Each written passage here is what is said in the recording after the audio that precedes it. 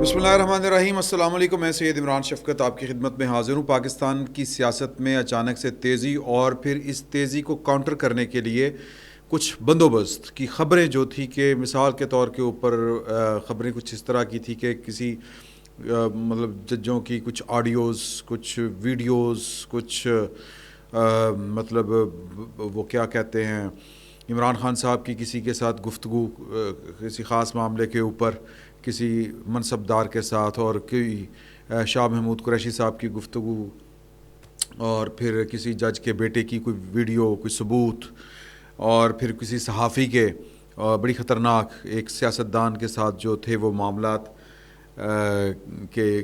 کی منظر کشی یا وہ عکس بندی جس کو ہم کہتے ہیں، ویڈیو بن جانا. تو یہ خبریں ظاہر ہے کہ یہ جب آ رہی تھیں تو باتیں ہو رہی تھیں، لوگ پوچھ رہے تھے کہ یہ کہاں سے آ رہی ہیں. ظاہر ہے کہ پاکستان میں اس طرح کی جو ریکارڈنگز ہوتی ہیں دنیا بھر میں، وہ کچھ خاص قسم کے، کچھ خاص طرح کے پروفیشنلز ہوتے ہیں جو یہ کام کرنے کی مہارت رکھتے ہیں، دسترس رکھتے ہیں، اور ایک طرح سے ان کے پاس جو ہے وہ ریاستی ایک کور بھی ہوتا ہے، اور وہ قومی خدمت کے نام کے اوپر اور قومی سلامتی کے نام کے اوپر دنیا بھر میں ہوتا ہے.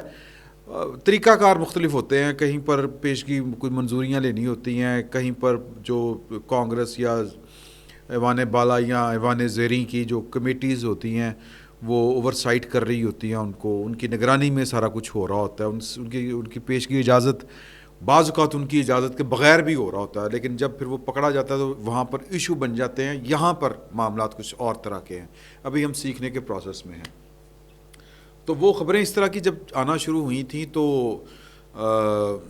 وہ باتیں ہونا شروع ہو گئیں کہ یہ کہاں سے آ رہی ہیں. تو کل ایک جگہ کے اوپر کچھ صحافی بیٹھے ہوئے تھے، اور ان میں سے پاکستان کے کچھ جید صحافی بیٹھے ہوئے تھے. پاکستان کے ایک معروف اور بڑے تگڑے، بڑے جید اور بڑے جاندار قسم کے ایک صحافی ہیں. ان سے ایک ان کے دوست نے پوچھا کہ جی کہ ایڈیاں ویڈیوز آ رہی ہیں نے ہے نے؟ انہوں نے کہا ہاں ہے نے. انہوں نے کہا یہ کہاں سے آ رہی ہیں، کس طرح تو آ رہی ہیں؟ تو اب وہ جو نام انہوں نے لیا، اور پھر وہ ظاہر ہے کہ انہوں نے وہ ان سے یہ بھی کہا ہوگا کہ یار یہ بات لیک نہیں کرنی، تو لیکن باتیں تو نہیں رکتی، باتیں تو پھر نکل آتی ہیں. تو یہ بات میرے تک بھی پہنچی. انہوں نے نام لیا کہ یہ کوئی ایک بندہ ہے، وہ کوآپریٹ کرنا شروع کیا ہے. نام لیا باقاعدہ اس شخصیت کا، اور یہ وہ شخصیت ہے جو میں مطلب جنرل، میں گھباتا پھراتا نہیں بات کو، یہ جنرل فیض حمید صاحب کے بارے میں یہ ان کا خیال تھا، کہ خیال نہیں، ان کی اطلاع تھی کہ جی کہ وہ انہوں نے تعاون کرنا شروع کر دیا ہے. اچھا، میری جو اطلاع تھی اس سے پہلے کہ تعاون تو بہت پیچھے کی بات ہے. پہلے تو وہ 15 سے 20 بندے جو تھے وہ درمیان میں انہوں نے ڈالے تھے اپنے معاملات کو ٹھیک کرنے کے لیے، کیونکہ وہ جو کچھ جنرل فیض حمید صاحب پاکستان کے ساتھ اقتدار کے نشے میں، اختیار کے نشے میں، یا پھر کسی انٹرنیشنل ڈیزائنز کے تحت امریکہ چین کو پھڑکانا چاہتا تھا، چین کو سبق سکھانا چاہتا تھا، اس جھنجٹ میں یا اس ٹریک پہ یا ٹریپ میں آ کے وہ پروجیکٹ عمران خان جس طرح یوز ہوا. اب عمران خان تو اس میں جو ہیں وہ اتنے قصوروار کم ہیں جتنے کہ باجوہ صاحب اور فیض حمید صاحب ہیں. تو لہٰذا اب پاکستان کے جو معاملات کو چلانے والے ہیں، اب ان کو یہ احساس ہو رہا ہے جب چیزیں ان کے سامنے آئی ہیں، ان کے کنٹرول میں آئی ہیں، کہ یہ تو پاکستان کا پھکا نکال دیا انہوں نے، پھکا ہی مار گئے ہیں، مطلب بیڑا غرق کر گئے ہیں. اور یہ نادانی میں نہیں ہوتا، انجانے میں نہیں ہوتا. اس طرح کے کام جو ہوتے ہیں، اس طرح کی جب پالیسیز بنتی ہیں، جب کسی پالیسی کو ٹو کرتے ہیں تو پھر اس کے اوپر وہ بڑے سیشن ہوتے ہیں غور و فکر والے. تو کیا اس طرح کے سیشن ہوئے تھے پالیسی جب بنی تھی، یا بس؟ اور میرا ذاتی انفارمیشن کی بنیاد کے اوپر کر رہا ہوں کہ سر دھونس، زور، زبردستی اس ملک کے ساتھ اس طرح کھیلا گیا کہ جس طرح بچے کسی کھیلتے ہیں کسی چیز کے ساتھ، یا مطلب بہت امیچور حرکتیں کی گئیں یوں کہہ لیں.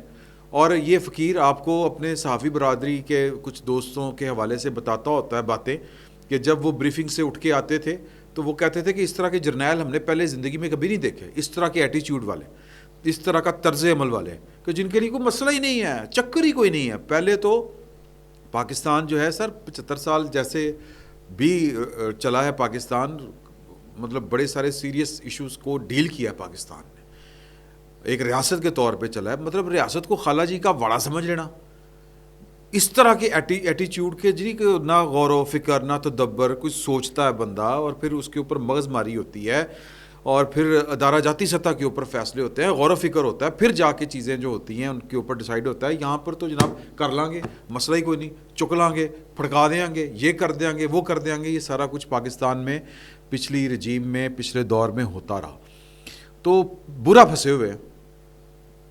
اب پاکستان کی, اب ان کو آپ یہ سمجھیں کہ بائی ڈیفالٹ کہہ لیں کہ اب ایک ادارے کا, فوج کا, ان کا ایک اپنا بھی ایک وہ انا ہے. پھر اور بڑے مسائل ہوتے ہیں, اور بڑے مسائل ہوتے ہیں, اور خصوصاً عاصم منیر صاحب کے لیے تو بہت زیادہ مسائل ہیں. تو مطلب وہ تو ایک کہہ لیں کہ مطلب جو ہم تک ابھی تک اب اطلاعیں ملتی ہیں ہمیں, جو گفتگو سے پتہ چلتا ہے, آپ ان کا جو اسٹیٹمنٹ ہے جو انہوں نے تقریر کی ہے یہ پی ایم اے میں, اس میں جس طرح انہوں نے کہا کہ جی ہماری 2 بنیادی ذمہ داریاں ہیں کہ, اور بنیادی عوام پاکستان کی وہ سینٹرل گریوٹی ہیں, اور پاکستان کے دستور کے ساتھ جو ہم نے وفاداری نبھانی ہے. تو اس طرح کا مزاج جو ہے مطلب وہ تھوڑا سا چمبا بھی ہو سکتا ہے نا لوگوں کے لیے. اب باتیں بڑی عجیب و غریب سی لوگ کر رہے ہیں, اور پاکستان کی فوج سے منسلک رہنے والے لوگ ہی کر رہے ہیں, ہم نہیں کر رہے ہیں. ہم تو وہ کہتے ہیں نا کہ نقل کفر نباشد, لیکن ہمیں تو وہ کفر نقل کرتے ہوئے بھی خوف اس لیے آتا ہے کہ وہ ہمیں ویسی سمجھ آ رہی ہے کہ یار کہ یہ تو باؤنڈری لائن کو کراس کرنے والی بات ہے. جس طرح کی پاکستان کی فوج کے ساتھ منسلک رہنے والے لوگ جو باتیں کر رہے ہیں, میں وہ باتیں نہیں چھیڑنا چاہتا. میں صرف آپ کو یہ بتانا چاہتا ہوں کہ جنرل عاصم منیر صاحب کے لیے سب اچھا اس طرح سے نہیں ہو سکتا نا. ابھی چیز نزاکتیں ہوتی ہیں صورتحال کی, صرف کمانڈ آرڈر دیتا, حکم لگ گیا, عمومی طور پر ایسا ہوتا ہے. لیکن آرڈر دیتے ہوئے, حکم لگاتے ہوئے معاملات کی نزاکتوں کو بھی دیکھنا پڑتا ہے. تو پھنسے ہوئے ہیں لوگ. میں صرف یہ بتانا چاہ رہا تھا کہ وہ جو بائی ڈیفالٹ ہے پاکستان کی فوج جو ہے وہ اس طرح سے ان کے خلاف ایکشن نہیں لے سکتی, لیکن اس کے باوجود ان کو خطرہ محسوس ہو رہا تھا, دائرہ ان کی طرف بڑھ رہا تھا. میں تو یہ بات کہتا ہوں کہ پاکستان کی فوج کا ادارہ جاتی فیصلہ اپنی جگہ کے اوپر, حالات کی سنگینی اپنی جگہ کے اوپر. سر پاکستان کے جو حالات ہیں بعض اوقات وہ ڈکٹیٹ کراتے ہیں, پاکستان کے حالات چھوڑیں, ویسے ہی کچھ وقت کا جبر بھی ہوتا ہے. تو کوئی بعید نہیں ہے کہ ایسے جو پاکستان کو جو ان حالاتوں میں جو چھوڑ کے چلے گئے ہیں کہ نہ چاہتے ہوئے بھی ان کے خلاف کوئی نہ کوئی کارروائی کرنی پڑ جائے. تو یہ سب سے زیادہ جو دھچکا لگا ہوا ہے, جنرل باجوہ صاحب اب آپ کو چیکتے ہوئے نظر نہیں آتے, اپنی صفائیاں دیتے ہوئے آپ کو نظر نہیں آتے. وہ انٹرویو پھڑکائے جا رہے ہیں, پہلے کبھی انٹرویو دے رہے ہیں, کبھی وضاحتیں دے رہے ہیں, کبھی تردیدیں دے رہے ہیں. یہ سلسلہ کافی دنوں سے بند ہے, اور اس کے یہ بلا وجہ بند نہیں ہے. مشکل میں ہیں لوگ. اب میرے کم کہے کو زیادہ سمجھیں, آپ زیادہ جانیں اس کو کہ مشکل میں ہیں لوگ.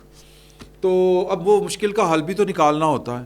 میں یعنی ایک وہ وقت تھا کہ یہاں سے پرپوزلیں جا رہی تھی بن کے آرمی چیف کے پاس اور کہ جی پرائم منسٹر کے پاس کہ جی کہ یہ پروجیکٹ عمران خان کو لپیٹنے کا ایک ہی طریقہ ہے کہ سب سے پہلے جو کوارنٹائن کریں کس کو, فیض حمید صاحب کو, وہ جو جناب ٹیلی فون تے یہ وہ چیزوں کو مینج کر رہے ہیں, اور انہوں نے کیا ہے مینج, چیزیں بے پناہ چیزیں مینج کی ہیں. تو اب وہ جو سنا ہے کہ چونکہ پھنسے ہوئے ہیں, گھیرے تنگ ہیں اور دھچکے لگے ہوئے ہیں کہ پائن معافی منگ کے بھی معافی نہیں ملنی, یہ 2 نمبری کریں گے اور پکڑے جائیں گے, پھنسا ہوا آدمی ڈوبتے کو تنکے کا سہارا. تو اب وہ سنا ہے بقول صحافی کہ وہ کوآپریٹ کر رہے ہیں.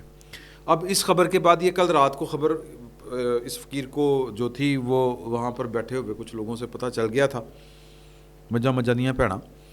تو میں نے 2 جگہ سے کاؤنٹر چیک کیا ہے اس کو. تو مجھے پرٹیکولرلی جو جواب ملا ہے وہ یہ ہے کہ جی کہ کافی سارے لوگ اچھے بچے بن گئے ہیں, اور فیض صاحب کے بارے میں جو صاحب علم لوگ ہیں, جو حالات و واقعات کے بارے میں جن کے پاس فرسٹ ہینڈ انفارمیشن ہوتی ہے, ان کا یہ خیال ہے کہ فیض صاحب کی کنڈیشن کچھ اچھی نہیں تھی. تو بامر مجبوری یہ انہوں نے شوق کے ساتھ نہیں کوآپریٹ کرنا شروع کیا. تو کہنے کا مطلب یہ ہے کہ آپ خبریں آپ نے اس سے پہلے سنی ہوں گی, انٹرویوز میں آپ نے حوالے دیکھے ہوں گے. باجوہ صاحب نے اپنے فون سے نکال کے کچھ ویڈیوز شہزاد اکبر صاحب کی ایک عورت کے ساتھ گاڑی کے اندر چھیڑ خانی کرتے ہوئے ایک ویڈیو تھی, وہ عمران خان صاحب کو دکھائی تھی. شہزاد اکبر صاحب ایویں نہیں دوڑے ہوئے پاکستان چوں, ان کے معاملات بڑے بڑے خراب تھے. ان کے خراب تو ان کے بھی تھے, جنہوں نے جنرل عاصم منیر صاحب کے اوتھ اٹھانے سے پہلے, چیف آف آرمی اسٹاف کی کمانڈ سنبھالنے سے پہلے, اوتھ نہیں کمانڈ سنبھالنے سے پہلے استعفے دے دیے تھے. تو وہ استعفے دینے کی وجہ تھی, استعفے لیے گئے تھے, استعفے باجوہ صاحب لے کے گئے تھے, اور باجوہ صاحب کو پتہ تھا کہ ان کی کمانڈ کے نیچے وہ کیا کیا ہوتا رہا ہے اور ان کی اجازت کے ساتھ سب کچھ ہوتا رہا ہے. تو لہٰذا مشکل میں تھے لوگ, مشکل میں ہیں لوگ, اور اس وجہ سے وہ کوآپریٹ اب کرنا شروع کیا ہے. اور باجوہ صاحب کے انٹرویو سے آپ کو پتہ چلا ہوگا ہمیں, وہ مطلب ان کے پاس بہت سارا مواد ہے. انہوں نے یہ کلیم کیا کہ مختلف انٹرویوز میں نے عمران خان صاحب سے کہا کہ یہ ہیں ویڈیوز, یہ وہ. خان صاحب بھی ڈرے ہوئے سہمے ہوئے رہتے تھے. ہیں جی, آپ کو یاد ہوگا نا کہ میری ویڈیو آ سکتی ہے, اب میری کردار کشی ہوگی. ڈی فیک ٹیکنالوجی بھی ایک ہوتی ہے, اس کو ذہن سازی کہتے ہیں. اس کا مطلب ہے کہ وہ سب کچھ تھا. مجھے فلور نمبر 4 کی داستانیں جن لوگوں نے اپنی آنکھوں سے دیکھی ہیں, مجھے ان لوگوں نے وہ داستانیں سنائی ہیں. لیکن کچھ لوگوں کی عزت, کچھ مجبور لوگوں کی عزت, مجبور لوگوں کی, جن کے ساتھ جس کو کہتے ہیں کہ ظلم ہوئے, ان کی عزت, ان کے پردے رکھنے ضروری ہیں. سر لوگوں کی چھوڑیں, اللہ معاف کرے, یہ بہت گندا نیٹ ورک تھا. یہ غلاظت تھی, غلاظت کے ڈھیر تھے. ہم بھی بہنوں بیٹیوں والے ہیں. لوگوں کی بہنوں بیٹیوں کو جس طرح مجبور کیا گیا ہے, اللہ معاف کرے. یہ آہیں لے کے بیٹھیں گی عمران خان صاحب کو, یہ بات یاد رکھیے گا. تو خیر وہ ویڈیوز تو تھیں. پھر یہ بھی اطلاعیں تھیں کہ جی کہ وہ جو سارا مواد تھا وہ ایک ڈی جی آئی کو کاپی کرتے ہوئے دیر کتنی لگتی ہے, انہوں کون پڑھ سکتا. ایک کاپی باجوہ صاحب نے دیتی ہونی, ایک کاپی آپ لے گئے انہوں نے. تو یہ سارا مواد جو ہے اس صحافی کے مطابق یہ باجوہ صاحب کے فیض حمید صاحب کے کوآپریشن کی وجہ سے ہے جو آ رہا ہے. یعنی کہ اس کا دوسرا مطلب ہے کہ فیض حمید صاحب کی جو زنبیل ہے اس سے اس طرح کا مواد جو انہوں نے کسی بھی وجہ کے لیے, ظاہر اس طرح کے لوگ کرتے ہیں یہ والے کام کہ کانا رکھنے واسطے, کہ کسی کو بلیک میل کرنے کے لیے کہ آپ کے دوست ہیں, آپ کو استعمال کرتے ہیں, آپ کو لگتا ہے کہ جناب کہ آپ کی ان کی بڑی پکی یاری ہو گئی ہے, لیکن آپ ان کی کل کو ان کے ہاتھ سے نہ نکل جائیں, وہ آپ ان کے رازداں ہوتے ہیں, تو آپ کے بھی کمزوریاں جو ہیں وہ ٹیپ کر کے, ریکارڈ کر کے, وہ اپنے وہ جو ہوتے ہیں نا بینکس, کیا کہتے ہیں ان کو, ڈیٹا بیس, وہاں پر سٹور کر لیتے ہیں.